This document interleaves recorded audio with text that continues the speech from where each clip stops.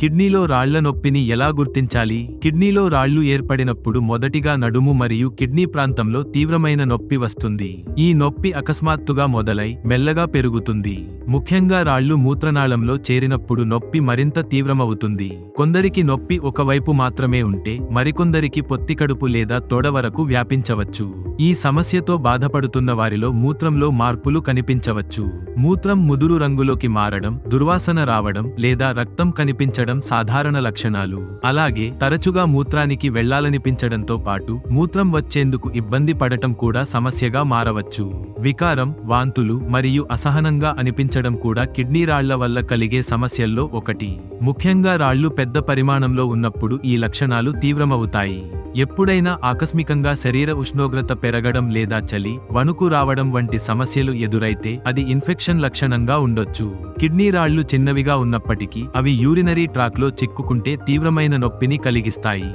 కొందరికి ఈ నొప్పి కొద్దిసేపటికి తగ్గిపోవచ్చు, మరికొందరికి గంటల తరబడి కొనసాగొచ్చు. అయితే దీన్ని నిర్లక్ష్యం చేయకుండా తగిన పరీక్షలు చేయించుకోవడం మంచిది. మీకు ఈ లక్షణాలు కనిపిస్తే వెంటనే ట్రీట్మెంట్ రేంజ్ హాస్పిటల్ను సంప్రదించండి.